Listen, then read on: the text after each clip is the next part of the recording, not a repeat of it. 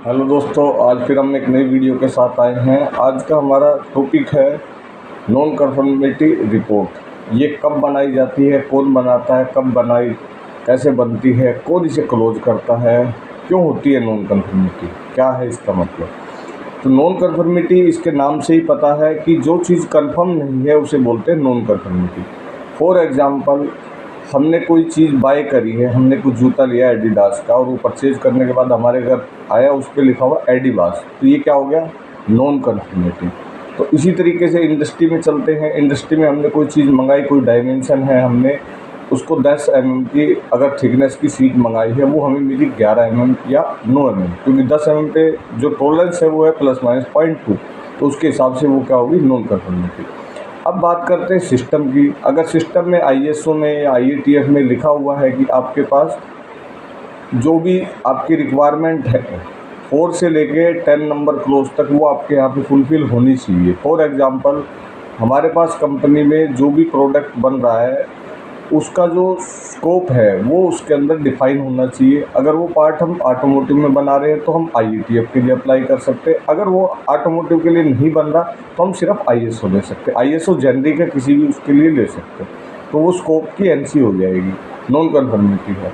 इसी तरीके से दोस्तों, जहाँ जहाँ सिस्टम को डेविएट करते हैं वो सारी सिस्टम की नॉन कन्फर्मिटी है। कई बार प्रोसेस में कुछ दिया होता है कि हमने प्रोसेस डिफ़ाइन किया हुआ है अपने SOP में, उसके हिसाब से वो प्रोसेस में काम नहीं हो रहा तो प्रोसेस की NC हो जाती है। ऐसे ही जो प्रोडक्ट रहता है, जो मैंने आपको एग्जांपल दिया, अगर वो प्रोडक्ट डेविएट कर रहा है अपने स्टैंडर्ड से तो वो प्रोडक्ट की NC। अच्छा, ये कितने टाइप की सिस्टम की नॉन कन्फर्मिटी होती हैं, तो ये 2 टाइप की होती है, एक मेजर नॉन कन्फर्मिटी, एक माइनर नॉन कन्फर्मिटी। तो मेजर वो होती है जहाँ पे पूरा सिस्टम ही लैप्स हो। अगर सपोज दैट हमने लिखा है हमारे यहाँ पे मेंटेनेंस प्रोसीजर होना चाहिए और वो हमारे मैनुअल में डिफाइन है, बट वो नहीं मिल रहा, प्रोसीजर ही नहीं डिफाइन किया कंपनी ने, तो वो हमारा नॉन कन्फर्मिटी हो जाएगी कि आपने जो सिस्टम डिफाइन किया स्टैंडर्ड के अकॉर्डिंग वो अवेलेबल नहीं है। इसके बाद आता है माइनर।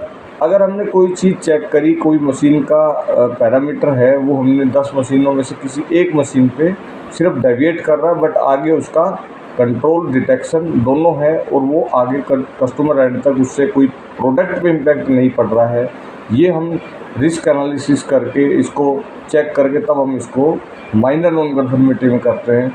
तो ये होगी हमारी माइनर नॉन कन्फर्मिटी। तो वो प्रोसेस में एक में आपका नॉन कन्फर्मिटी था। ऐसे ही प्रोडक्ट में कोई NC होना ही नहीं चाहिए as per customer requirement standard specification. तो दोस्तों, ये मैंने आपको बताया कि नॉन कन्फर्मिटी क्या होती है, कितने टाइप की होती है। कुछ हमारे जो ऑडिट होते हैं उसमें ऑब्जर्वेशंस आती है, यानी कि छोटी मोटी कमियां जिनको हम इमीडिएटली ख़त्म कर सकते हैं, उससे कोई सिस्टम पे या प्रोसेस या प्रोडक्ट पे इम्पैक्ट नहीं पड़ता है।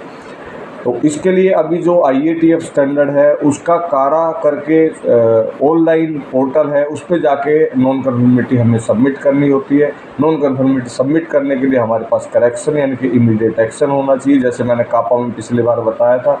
और करेक्शन कंटेनमेंट करने के बाद हमें उसका वाई एनालिसिस करना चाहिए कि ये क्यों हुआ। जब तक हमें लास्ट क्यों नहीं मिल जाता, रूट कोज वही हो, उसको हमें रिवर्स करके भी देखना है, वैलिडेट करके देखना है। और जो भी सिस्टम की NC है वो सिस्टम में क्लोज होनी चाहिए, यानी कि स्टैंडर्ड प्रोसीजर मैनुअल में जाके उसका क्लोजिंग होना चाहिए। सपोज दैट कहीं पे कोई मिस्टेक हुई थी और वो मिस्टेक अभी दूर करने के लिए आपने खाली ट्रेनिंग दे दी, तो वो ट्रेनिंग से नहीं होगा, वो मिस्टेक होने का रूट कोज कहाँ जा रहा है सिस्टम पे, तो वहाँ जाके क्लोज करनी।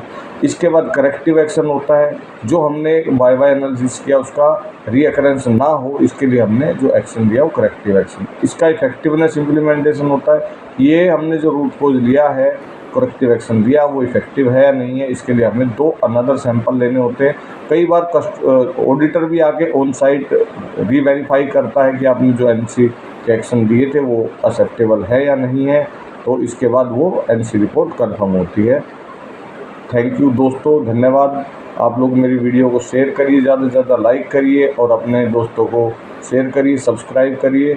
और आज किसी ने मांगा था कि 7QC टूल को डिटेल में बताएं, तो जल्द ही मैं एक एक टूल की वीडियो आपको बना के डिटेल में समझाऊंगा। तो आप लोग ऐसा करना, जो भी मैं वीडियो बनाऊं आप भी अपने घर में एक बोर्ड लेके रखिए, उस पर अपने जितने भी चीज़ें बता रहे हैं उनको नोट करिए और अपने वीडियो, फोटो, कमेंट बनाइए, नोट्स बनाइए, मुझे भी शेयर करिए ताकि मैं भी देखूँ आप लोग कहाँ तक समझे हैं जो बिगनर हैं, और जिन्हें थोड़ा बहुत पता है वो अब उससे अपनी एडवांस की तैयारी कर सकते हैं, और जो एडवांस है वो भी इस मेरे को मोटिवेट करने के लिए क्या और बेटर फीडबैक है वो दीजिए। Thank you very much.